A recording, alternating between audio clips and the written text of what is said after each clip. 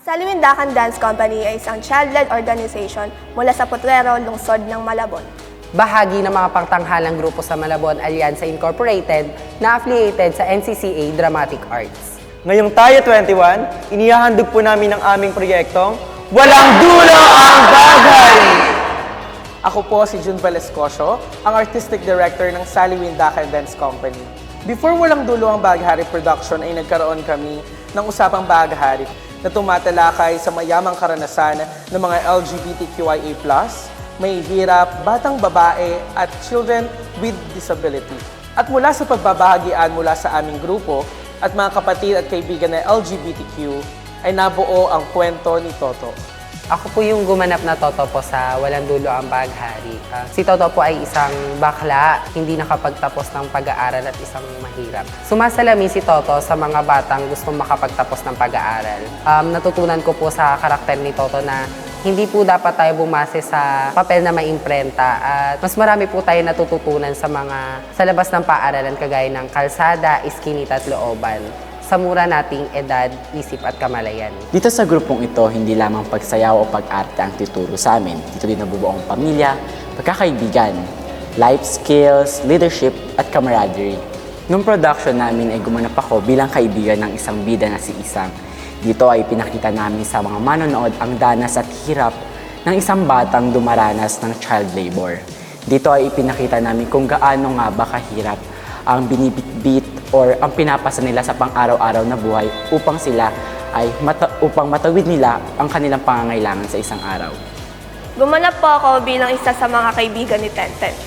Si Tenten po ay isang children with disability. Sa kanyang karakter ay pinakita po kung paano siya nag-iisa at kung paano siya naiiba sa kanyang mga kapatid at sa mga ibang tao.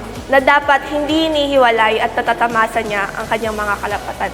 Ang aming produksyon ay dinaluhan ng 350 plus na mga manonood mula sa iba't ibang barangay, mga manggagawang pangkultura, organisasyon, at mga mambabatas sa aming lungsod. Layunin ng aming pag-imbita sa kanila na maisama ang mga isyu mapag-uusapan sa pagtatanghal sa kanilang paggawa ng mga batas, resolusyon, ordinansa sa aming lungsod para maisagawa ang Walang Dulo ang Baghari na project grant ng Save the Children Philippines. Madalas sabihin ng mga nakakatanda na puro ka nilang sayaw, nag-aaral ka ba? At buong ipinagmamalaki namin na ang Saliwindakan Dance Company members ay mga achievers sa kanilang bawat klase.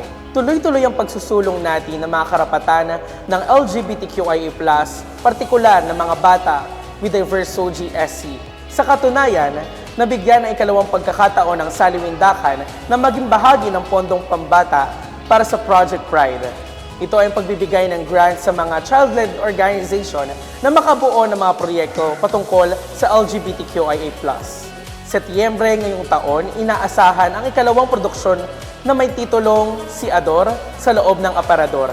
Ang regular dance class and rehearsal para sa mga batang nangangarap na sumayaw sa entablado at may pagpatuloy maipamalas ang kanilang talento at sining. Ito ang SDC Sanraya Theater and Dance Workshop 2024 bilang bahagi ng aming sustainability project para sa Walang Dulo ang Baghari. Nabibigyan ng oportunidad at natutupad ang bawat pangarap ng bawat bata na makapagtanghal, maipamalas ang kanilang talento at kakayahan at maipakita ang kanilang sining sa kanilang pamilya at sa bayan. Nagdulot ang aming produksyon ng bagong bihis at mukha kung paano titingnan ng lipunan ang mga LGBTQIA+, mga batang babae at children with disability na sila ay mayroon ding pangarap, na sila ay may kakayahan, talento na maaaring makaambag sa pagbabago ng ating lipunan. Masasabi kong bukod tangi ang Saliwindakan Dance Company bilang ito ay isang child-led organization sa Barangay Potrero na kung saan bata mismo ang nagpaplano, nagsasagawa at nagpapatupad ng aming proyekto para sa bata, mula sa bata, para sa bayan. Nagsimula ang Walang Dulo ang Baghari bilang isang pangarap na first production ng aming grupo. At ngayon nagpapatuloy na kinikilala at nag-aambag ng diskurso para sa pagmumulat, pagsasanay at pagkukwento ng mga makatao-tohanang istorya sa ating lipunan. Ito ang aming proyektong inklusibo at mapagbago dahil makabayani tayo!